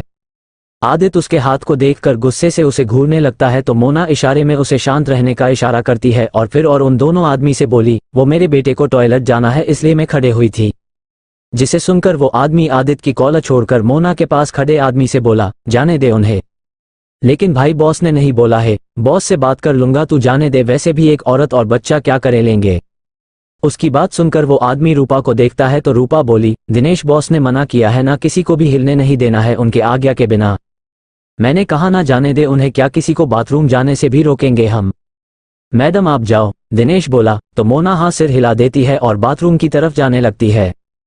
तभी रूपा बोली, रोको मैं आती हूँ तुम्हारे साथ। इतना बोल वो मोना के पास आ जाती है और फिर तीनों चले जाते हैं। मोना आरव को लेकर बाथरूम में चली जाती है और डोर बंद कर लेती है और वो लड़की बाहर खड़ी हो जाती है और आरव को टॉयलेट करा ही रही थी, तभी उसके कानों में बाहर से आवाज आने लगती है, यार तुम क्यों हमेशा बॉस के खिलाफ जाकर फैसले लेते हो, तुम्हारी वजह से कुछ प्रॉब्लम हुई बॉस के प्लान में तो बॉस तुम्हारे साथ मुझे भी गोली मार देगी, क्योंकि मेरी वजह से वो तुम्हें इस मिशन पर लाई थी। ये मत बोलो दिनेश, तो मैं क्या करूं, वो खुद को बॉस समझती है जबकि उससे ज्यादा तो मैं काबिल हूं सबका बॉस बनने के लिए, इसलिए मैं कुछ फैसले ले सकती हूं ना। रूपा दिनेश का हाथ पकड़कर बोली, अच्छा बाबा सॉरी, अब मुझसे नाराज मत, तुम्हें पता है ना कि हमने साथ मिलकर कितने सपने देखे हैं, तो प्लीज थोड़ा इंतजार करो, ये मिशन सफल रहा तो हम ये सब छोड़कर कहीं और चले जाएंगे। जिसे सुनकर दिनेश गहरी सांस लेकर बोला, ओके तुम्हारे लिए कर रहा हूं ये सब मैं। और फिर वो रूपा के माथे पर किस करके वापस चला जाता है, जिसे रूपा देखकर गहरी सांस लेकर बोली, सॉरी मैं ये सब नहीं छोड़ सकती हूँ, क्योंकि तुम्हारे द्वारा ही मैं बॉस के करीब आए हूँ, अब उन्हें धोखा नहीं दे सकती हूँ।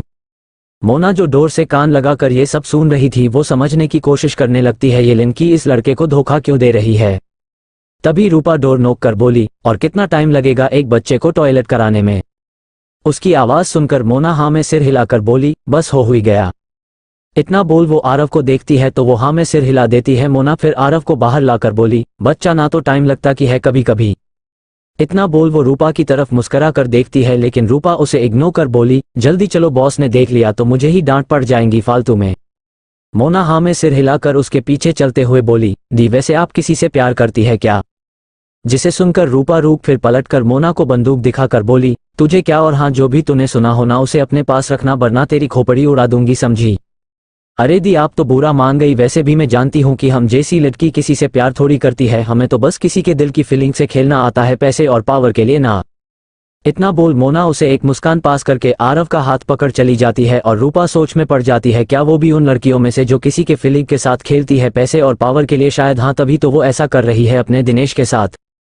दूसरी तरफ राहुल जब 30 मिनट बाद रूम आता है तो वो देखता है कि गीता शादी का जोड़ा पहने बैठी थी बेड पर चुपचाप और सामने दीवार को देखे जा रही थी। राहुल गीता को देख मन में बोला, वाह मेरी जान कितनी प्यारी और खूबसूरत लग रही है, काश तुमने मेरे विश्वास को नहीं तोड़ा होता तो शायद हम लोग खुशी से शादी कर रहे होते एक दूसरे से बेबी। इतना बोल वो गहरी सांस लेकर गीता के पास आकर बोला, गुड, अच्छा किया तुमने जो इस पहन लिया, अब चुपचाप मेरे साथ चलना नीचे। इतना बोल वो अलमारी में से अपने लिए कपड़े निकालने लगता है और उसकी बात सुनकर गीता उसे देखकर बोली, राहुल तुम्हें क्या मिलेगा मेरी पूरी लाइफ खराब करके। राहुल बिना गीता को देखकर बोला, अरे तुम तो मिल रही हो और क्या चाहिए मुझे। वो बोले जा रही थी लेकिन वो राहुल को नहीं देखती है जिसका चेहरा गुस्से में लाल हो चुका था और एकदम से गीता के पास आकर उसके बाल पीछे से पकड़कर उसका चेहरा अपने चेहरे के पास लाकर उसके आंखों में आंखें डालकर बोला, तुमने क्या बोला कि ये सब तुम हमारे अच्छे के लिए कर रही थी। गीता डरते हुए राहुल के आंखों में देख बोली, हाँ तो यही सच है। तुम्हारी उस एक गलती की वजह से मैं अपना पूरा परिवार और अपने बॉस का खुद पर से अपना सारा विश्वास खो सकता था, जो एक तरह से मेरी माँ है। अगर सही समय पर हम लोग नहीं भागते तो तुमने तो पूरा प्लान ही बना लिया था हमें इनकाउंटर में मर बाने का, उस इंस्पेक्टर अली के हाथों, जिसे तुम जैसे लोग भगवान बोलते हैं, जबकि है वो कमीना और घटिया आदमी जो मासूम लोगों की जान लेकर इनके परिवार तक को मार देता।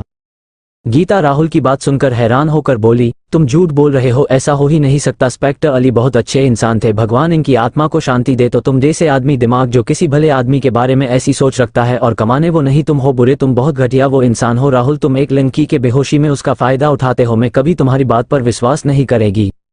गीता राहुल के आंखों में देखकर गुस्से में बोली तो राहुल उसे कुछ देर देखता है और फिर उसे छोड़कर बोला, अच्छा अब तुम इसी गलत फहमी के साथ जियो कि वो आदमी मर चुका है और मैं गलत, और चलो अब मैं गलत हूं तो ये गलत आदमी तुमसे जबरदस्ती शादी करूंगा, तुम्हें दर्द दूंगा क्योंकि मैं गलत हूं।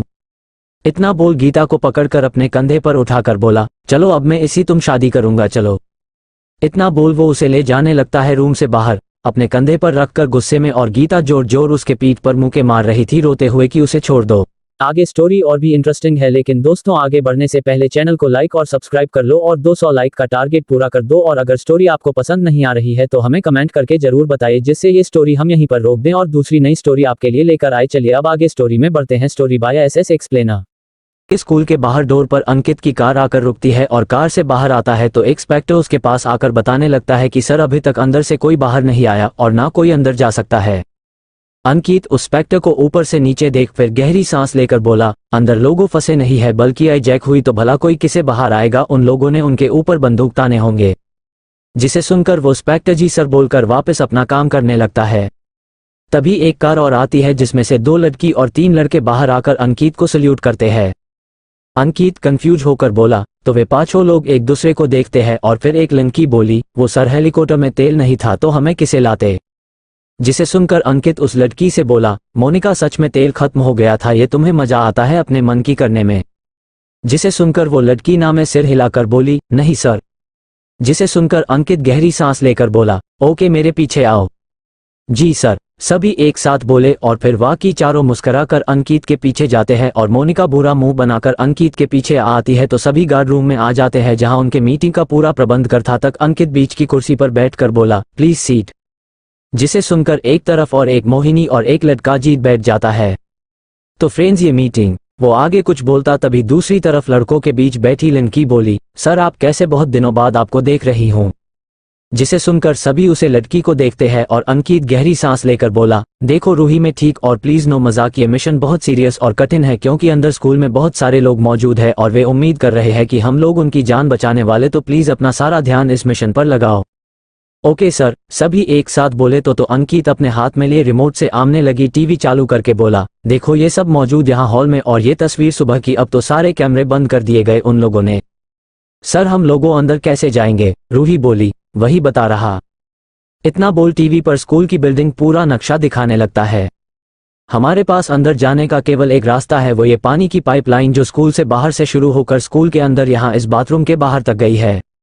वो तो सब ठीक है सर, लेकिन ये बहुत रिस्क भरा काम है, अगर उन लोगों को हमारे प्लान के बारे में पता चल गया तो। एक लड़का बोला, तो रिस्क है तभी तो मैंने आप लोगों को ये काम दिया है, तो फिर शुरू करें। सभी लोग एक दूसरे से ब्लूटूथ से जोड़े रहेंगे, आगे मैं रहूंगा, बाकी सभी पूछे। ओके सर, सभी एक साथ बोले तो अंकित खड़ा होकर बोला, आपके जरूरत के सारे सामान उस रूम में। जी सर, इतना बोल वे सभी जाने लगते हैं। अंकित अपने हाथ की घड़ी में टाइम देता है, अभी टाइम तो है इनके पास, लेकिन सभी को जितनी जल्दी बचा लिया जाए उतनी जल्दी सही होगा। अंकित ये सोचकर वो भी उसे रूम में चला जाता है।